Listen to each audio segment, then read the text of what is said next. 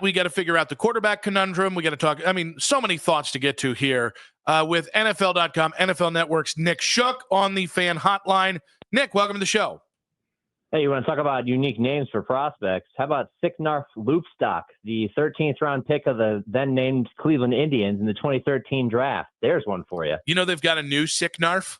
Oh my God. I think also from Aruba. Yeah, they just signed a kid named Sicknarf, and I'm ready for it. I'm here for the Sicknarf reprise. I'm just happy that you had another Sicknarf to follow that up. I thought I'd blow you away with that one. Oh, buddy. Weird things, that's all I know. I would like to know, when you hear me say thoughts, does it sound like I'm saying THOTS or thoughts like THOUGHTS? Somebody wasn't a spelling bee champ. The way that you spelled that one there, the speed, lack of confidence. Big lack of confidence there. All right, fairness. I'm a little on the fence here because I thought I was saying thoughts the right way, and then I was told I was saying thoughts the wrong way. Yes, you were. It's thoughts. THOTS. Phonetically accurate. Thoughts. He's giving me a look of like, nope. As if he's surprised. No, I'm done. I'm checked out. As if he's surprised he's wrong here. I don't know thoughts. All right? I got no thoughts. I don't know thoughts. That's the man. Thoughts on thoughts. Yeah. That's going to be a podcast, by the way. Thoughts on thoughts. I like that. It's going to end up on one of those, end up on Shannon Sharp's media network or something like that. Skip. All right, Nick. Let's get into the Browns. Have you been to training camp yet or no?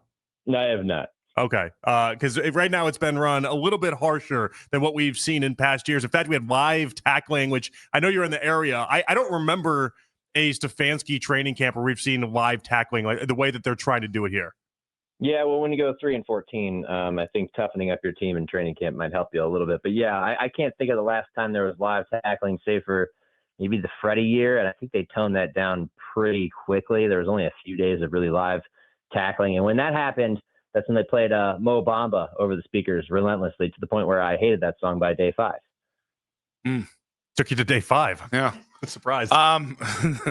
So specific to then, I want to get to the quarterback battle. It doesn't seem like Shedeur has a real chance. Kenny Pickett's got the hamstring injury. We still haven't heard the update on that. If this comes down to Joe Flacco, what does Dillon Gabriel have to do to steal this job week 1?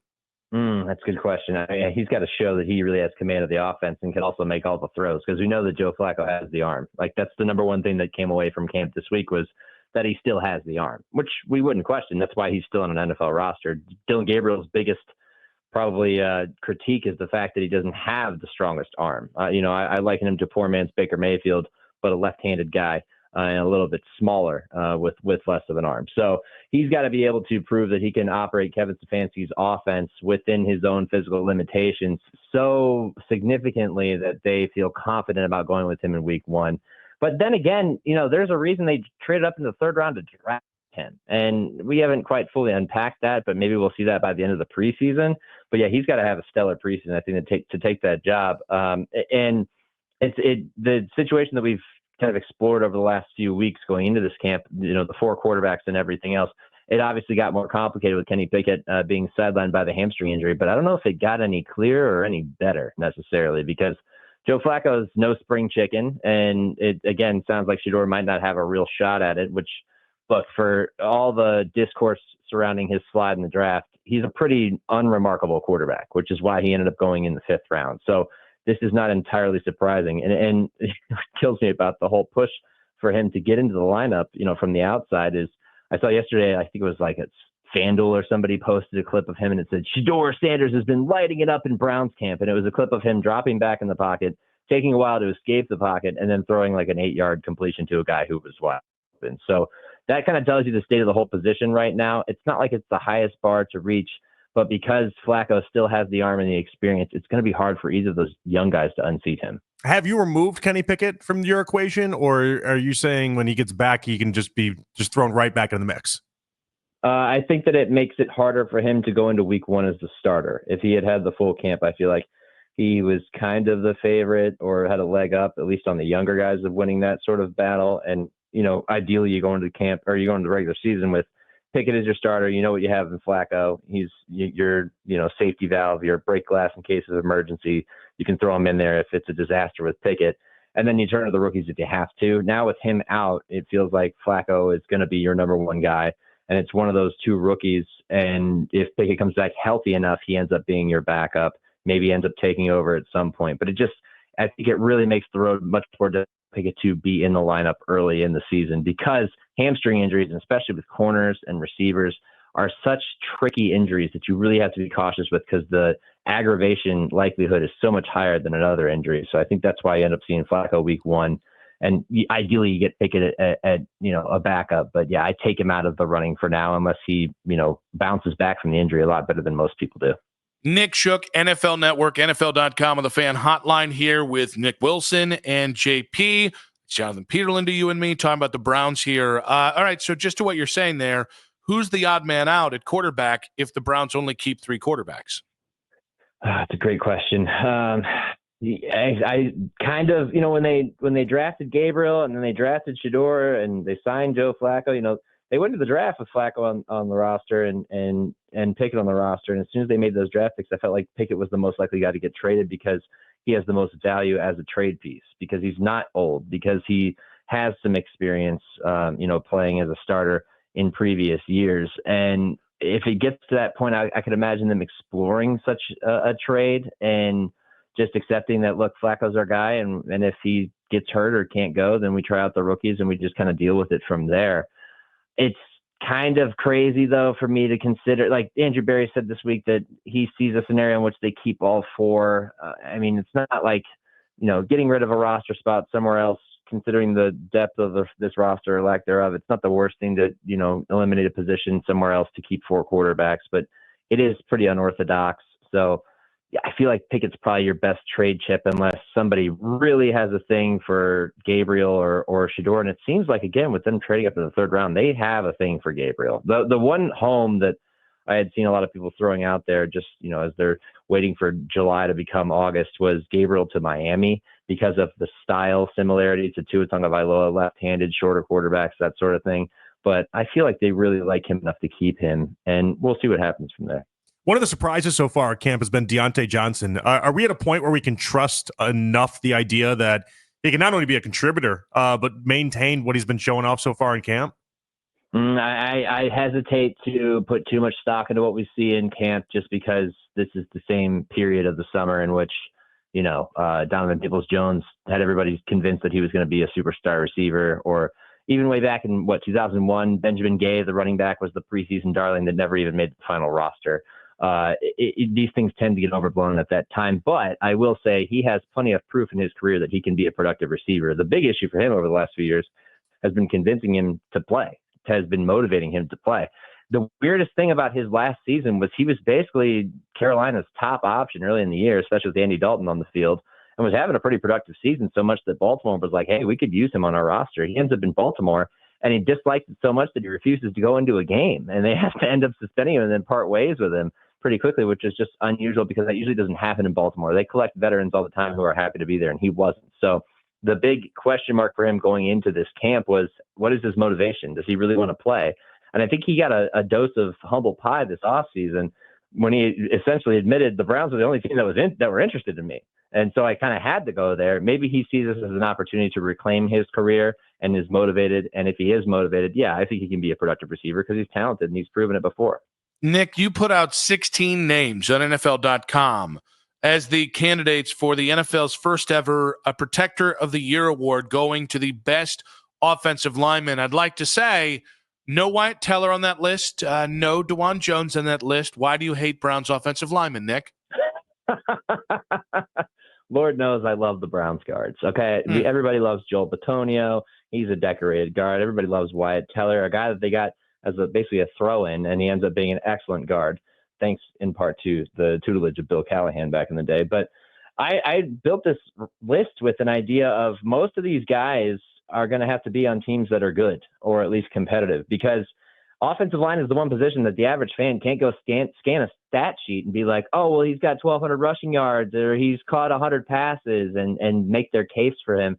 And there are a few people in the world that watch every play of every game like I do. So when it comes to voters, there are going to be people that just look toward, all right, well, who's had a great ground game this year? Okay, let's pick the best offensive lineman from that group. That's just the way offensive line awards tend to go.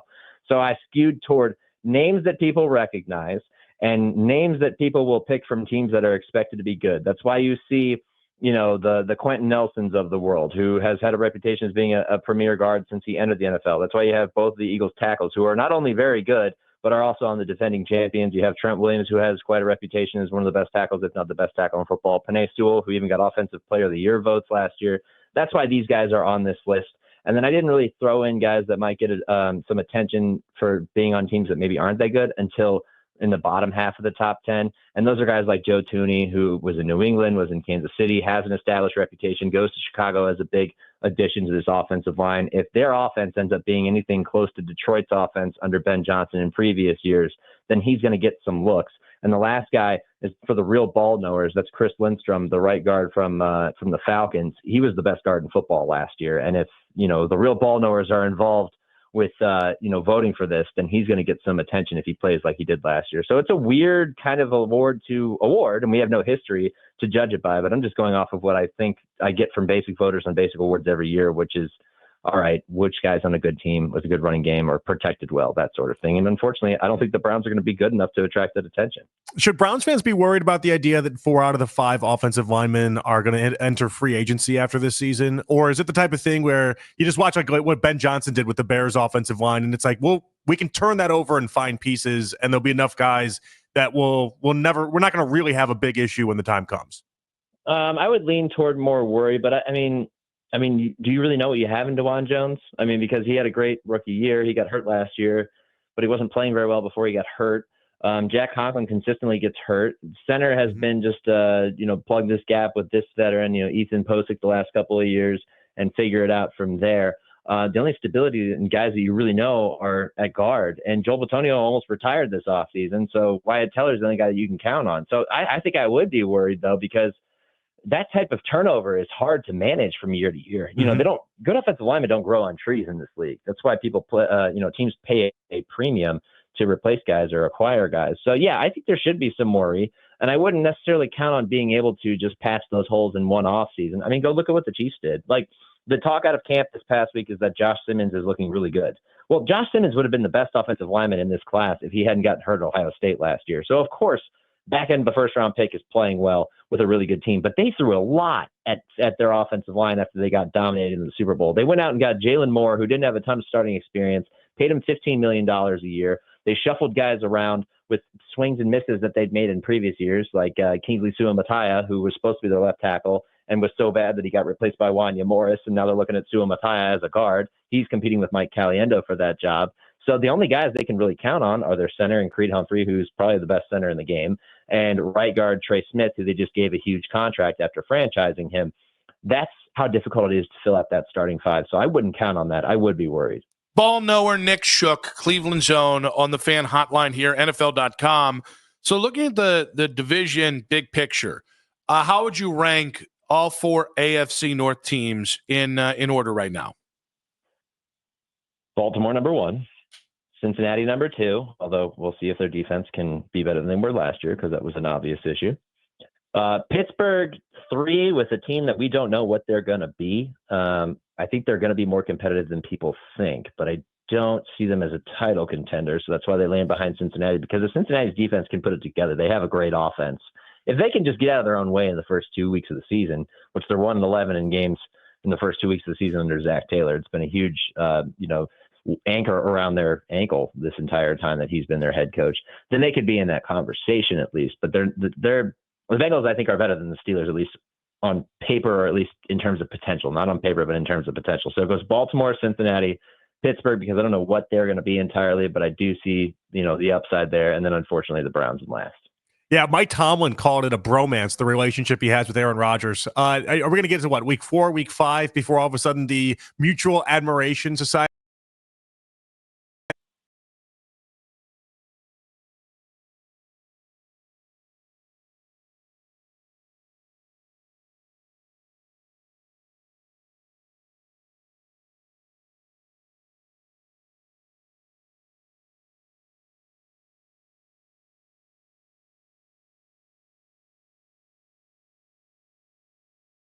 just that they might not hit the ground running. And so, of course, they're going to be in the spotlight. They're going to have a lot of questions to answer.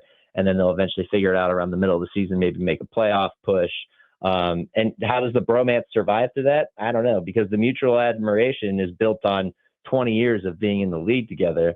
And yet all of that can fall apart in about 8 weeks. So it's going to be something to watch, but I don't think it's ever going to get quite as drastic unless they are a massive disappointment. Nick, the last couple of years, quarterback narratives, quarterback storylines that people were super excited on are will he, won't he, will the Buffalo Bills will or won't with Josh Allen, and could he win the MVP? Then it's Lamar, and can he win a Super Bowl? It does feel like for some of the those guys who've been in the picture for 4 or 5 years, some of those narratives have slowed a bit. What storylines revolving the quarterback right now going into the NFL season are you most in on?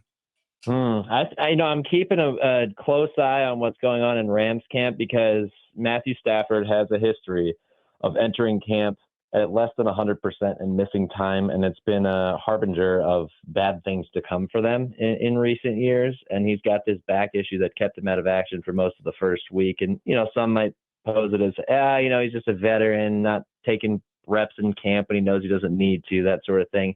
I'm not so certain. I wouldn't like to see the Rams be forced to play half the season with Jimmy Garoppolo or whatever. So I'm keeping an eye on that. But when it comes to real storylines, I think there's a little bit of fatigue right now around the quarterback position because you get Patrick Mahomes winning the AFC every year. You got Jalen Hurts, who is, a quarterback who many people like to, see as a game manager, and then he's not as good as some of the others, and it upsets a lot of Eagles fans who slide in my DMs because I didn't rank him in the top 5 of the QB index last year, despite him winning the Super Bowl and so on and so forth. Those are kind of your stars right now, and then you have some fatigue with Lamar not getting to the Super Bowl, and with Josh Allen's Bills not getting to the Super Bowl because they can't get past, Goliath in Kansas City. So I don't know if there's necessarily a big shift in the tide of narratives at quarterback this season. I'm curious to see what Joe Burrow and the Bengals look like this season because pretty much every camp since his second year, he's dealt with a health issue at this time of the year, and he's not. And he said he's throwing it better than he has in years, and he feels great. So what does that produce? We'll see. But more than anything, I would like to see one of these quarterbacks who's been, close but no cigar category. I would like to see one of them get over the hump finally so we can get some variety, some fresh blood, and we can silence at least one of those narratives this year. Nick, we love your thoughts. Be good, buddy. We appreciate you, and we'll catch up down the line.